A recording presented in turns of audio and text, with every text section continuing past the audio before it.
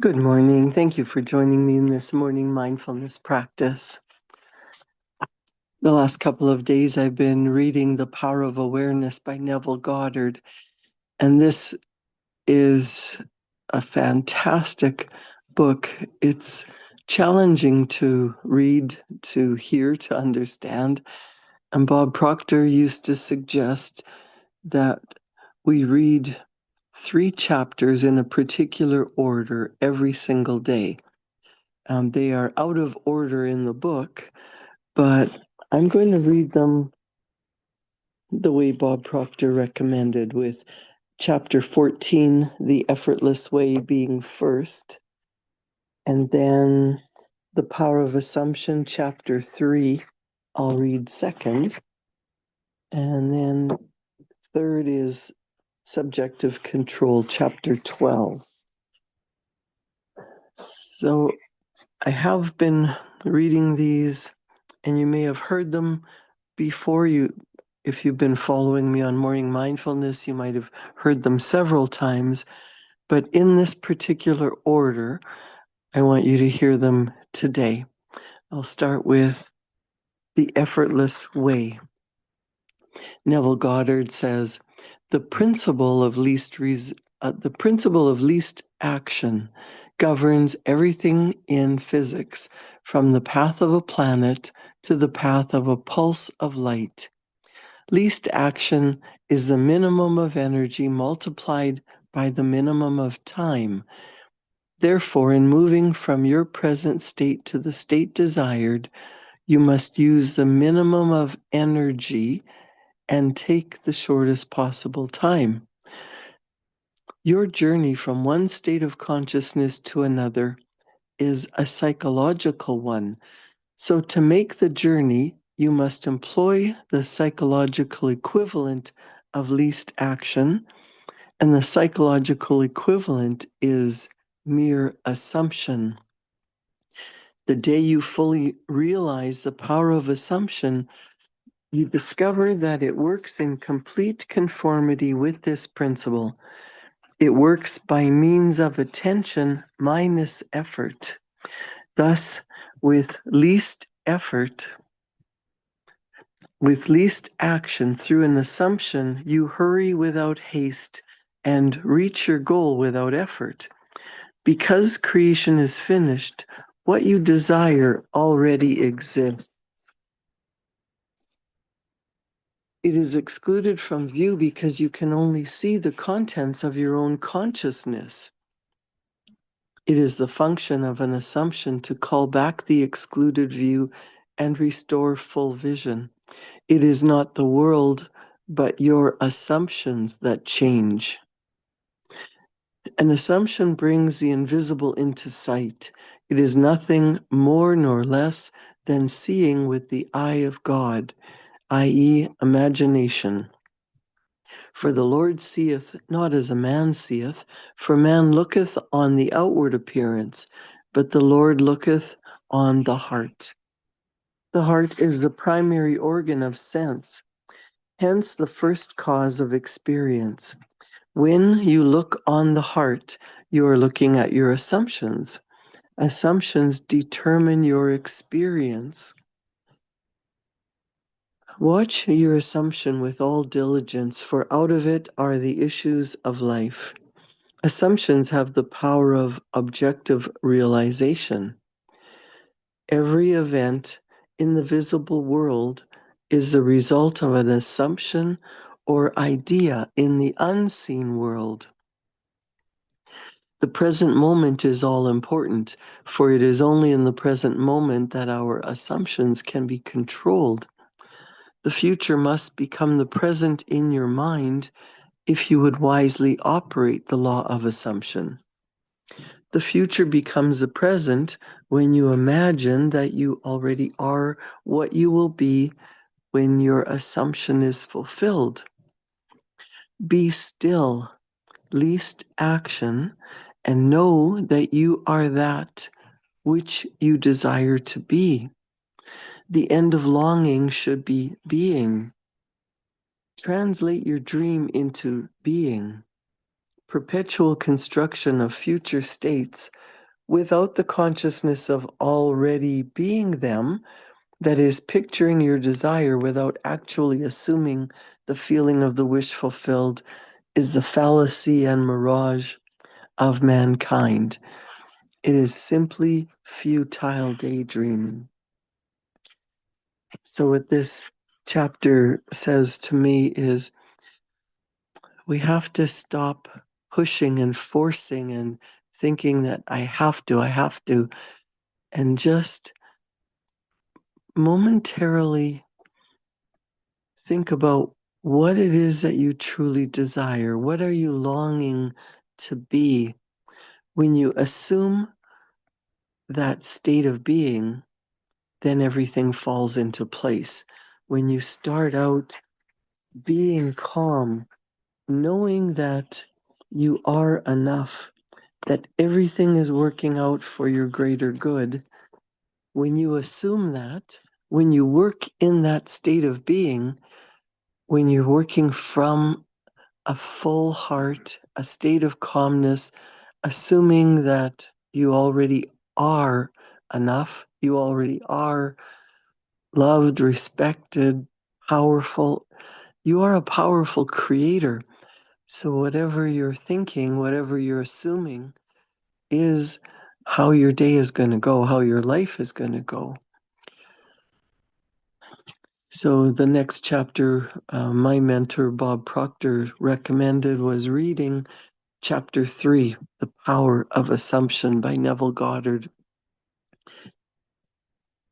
And Neville says, man's chief delusion is his conviction that there are causes other than his own state of consciousness. All that befalls a man, all that is done by him, all that comes from him happens as a result of his state of consciousness. A man's consciousness is all that he thinks and desires and loves, all that he believes is true and consents to. That is why a change of consciousness is necessary before you can change your outer world. Rain falls as a result of a change in the temperature in the higher regions of the atmosphere. So, in like manner, a change of circumstance happens as a result of a change in your consciousness. Be ye transformed by the renewing of your mind. To be transformed, the whole basis of your thoughts must change. But your thoughts cannot change unless you have new ideas. For you think from your ideas. All transformation begins with an intense burning desire to be transformed. The first step in the renewing of the mind is desire. You must want to be different before you can begin to change yourself. Then you must make your future dream a present fact. You do this by assuming the feeling of your wish fulfilled. By desiring to be other than what you are, you can create an ideal of the person you want to be and assume that you already are that person. If this assumption is persisted in until it becomes your dominant feeling, the attainment of your ideal is inevitable. I'm going to read that last sentence again because it is so important. 2 sentences. By desiring to be other than what you are, you can create an ideal of the person you want to be and assume that you are already that person. If this assumption is persisted in until it becomes your dominant feeling, the attainment of your ideal is inevitable. The ideal you hope to achieve is always ready for an incarnation, but unless you yourself offer it human parentage, it is incapable of birth.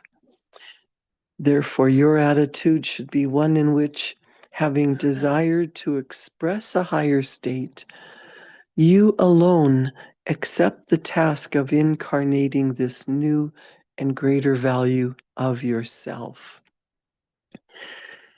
In giving birth to your ideal, you must bear in mind that the methods of mental and spiritual knowledge are entirely different. This is a point that is truly understood by probably not more than one person in a million. You know a thing mentally by looking at it from the outside, by comparing it with other things, by analyzing it and defining it, whereas you can only know a thing spiritually only by becoming it. You must be the thing itself and not merely talk about it or look at it. You must be like the moth in search of his idol, the flame, who, spurred with true desire, plunging at once into the sacred fire, folded his wings within till he became one color and one substance with the flame. He only knew the flame who in it burned, and only he could tell who ne'er to tell returned. Just as the moth in his desire to know the flame was willing to destroy himself, so must you, in becoming a new person, be willing to die to your present self. You must be conscious of being healthy if you are to know what health is. You must be conscious of being secure if you are to know what security is.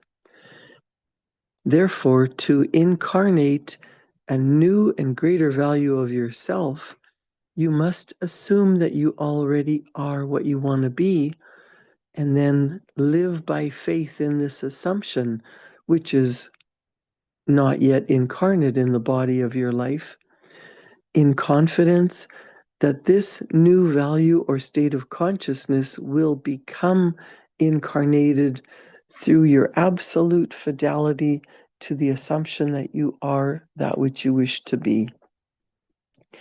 This is what wholeness means, what integrity means. They mean submission of the whole self to the feeling of the wish fulfilled, in certainty that that new state of consciousness is the renewing of mind which transforms. There is no order in nature corresponding to this willing submission of the self to the ideal beyond the self. Therefore, it is the height of folly to expect the incarnation of a new and greater concept of self to come about by natural evolutionary process. That which requires a state of consciousness to produce its effect obviously cannot be affected without such a state of consciousness. And in your ability to assume the feeling of a greater life, to assume a new concept of yourself, you possess what the rest of nature does not possess: imagination, the instrument by which you create your world. Your imagination is the instrument, the means whereby your redemption from slavery, sickness, and poverty is effected. If you refuse to assume the responsibility of the incarnation of a new and higher concept of yourself, then you reject the means, the only means whereby your redemption, that is the attainment of your ideal, can be affected. Imagination is the only redemptive power in the universe. However, your nature is such that it is optional to you whether you remain in your present concept of yourself, a hungry being longing for freedom, health, and security, or choose to become the instrument of your own redemption, imagining yourself as that which you want to be, and thereby satisfying your hunger and redeeming yourself. Oh, be strong then, and brave, pure, patient, and true. The work that is yours, let no other hand do. For the strength for all need is faithfully given from the fountain within you, the kingdom of heaven. Only you can change your consciousness. So you must start to imagine that you already are what you want, assuming the feeling, and then everything falls into place naturally. You become what you think about.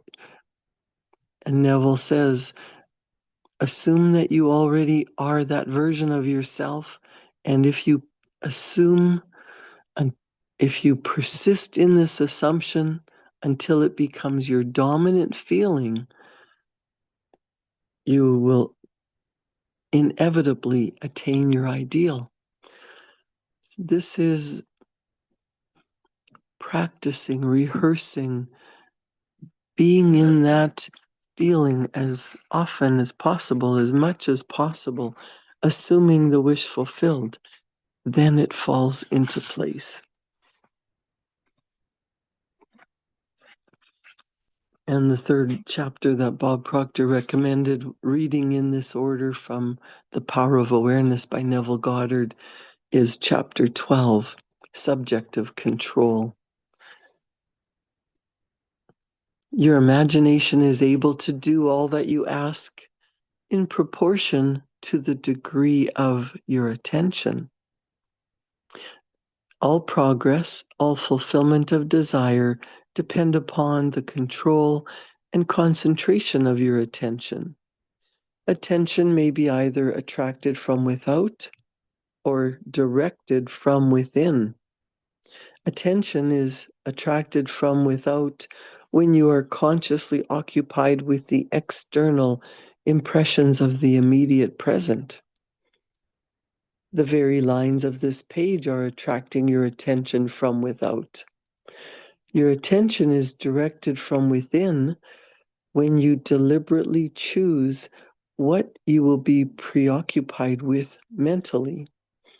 It is obvious that in the objective world, your attention is not only attracted by, but is constantly directed to external impressions.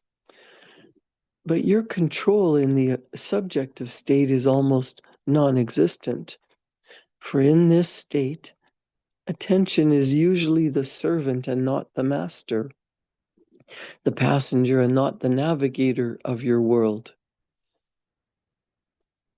There is an enormous difference between attention directed objectively and attention directed subjectively.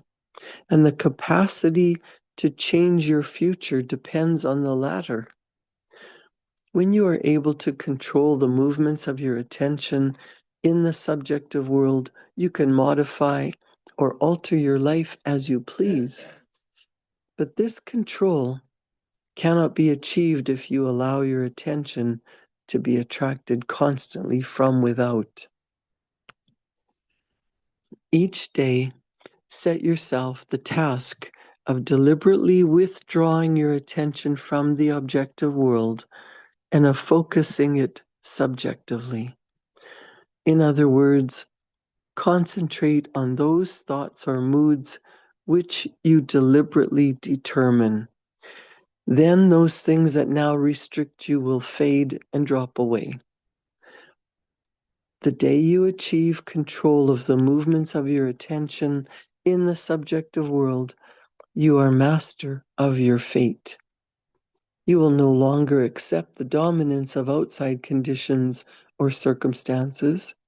You will not accept life on the basis of the world without. Having achieved control of the movements of your attention and having discovered the mystery hid from the ages that Christ in you is your imagination, you will assert the supremacy of imagination and put all things in subjection to it.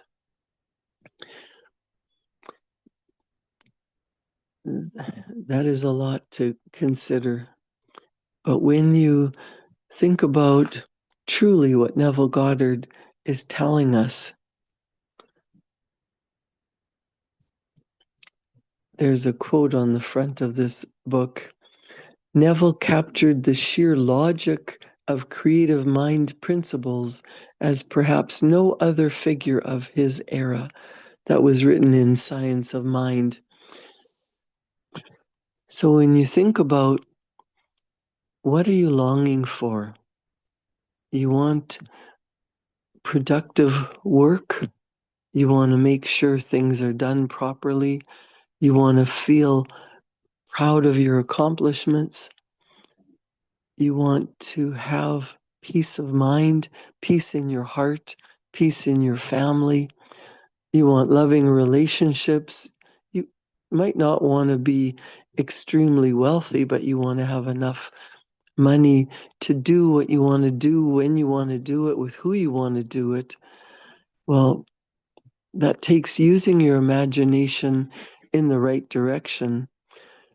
And in order to do that, you must spend time in a calm state of being, imagining what it would be like getting into the state of already being at that place, already being calm, practicing feeling worthy, feeling loved, feeling respected.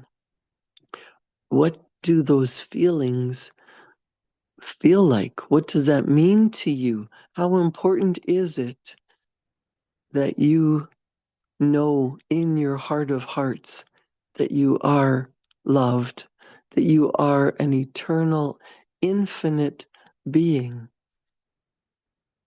You have been gifted with the power to change the way you feel, change the way you think, change the way you act.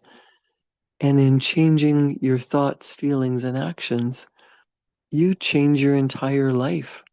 Your outside circumstances reflect what you're thinking deep in your heart. And that is in your subjective, in your subconscious heart of hearts,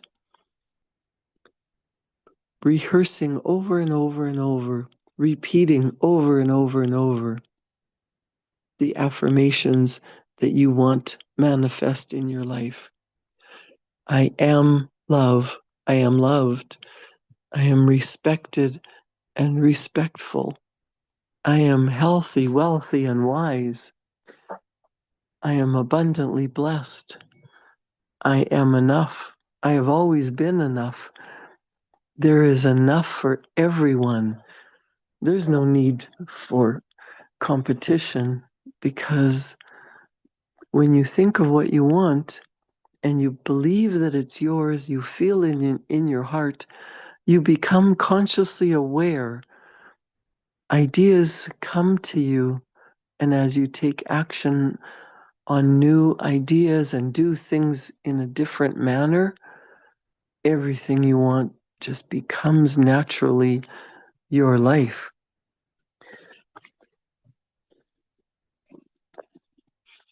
In chapter 2, Neville talks about this is not the way of nature, so we must use our imagination, our conscious awareness to become that which we want.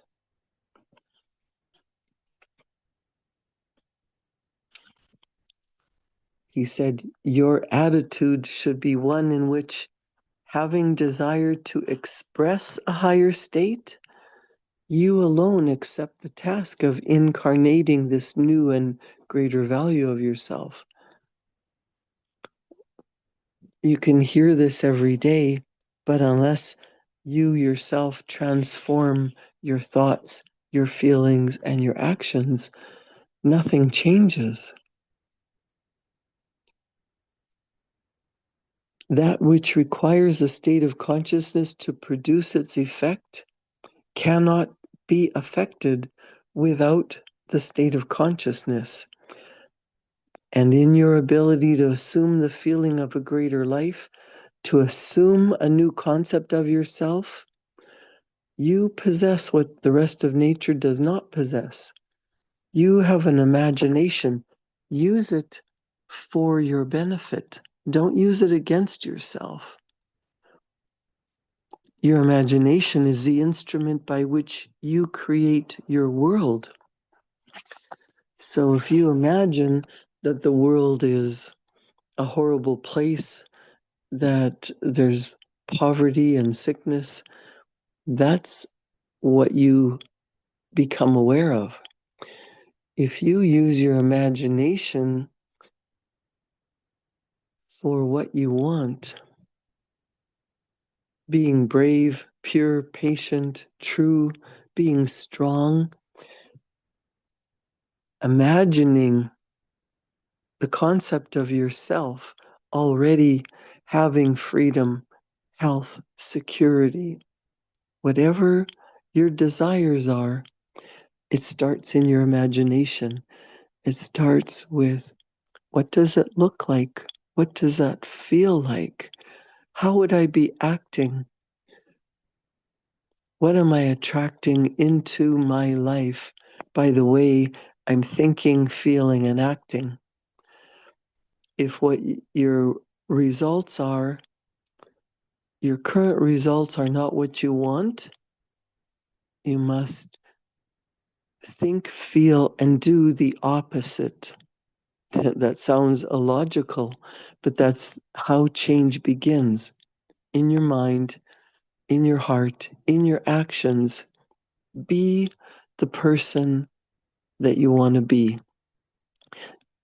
Do the things that version of you,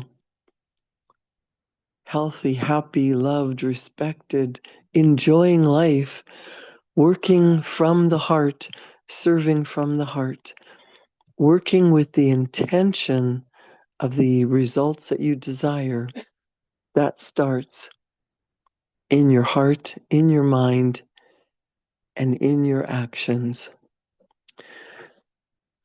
So those chapters again were chapter 14, The Effortless Way, chapter 3, The Power of Assumption,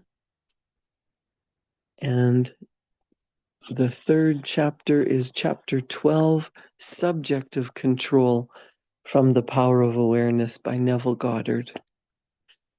Thank you for joining me in this morning mindfulness practice. Create a wonderful day, and I'll see you back here tomorrow morning at 7. Thank you.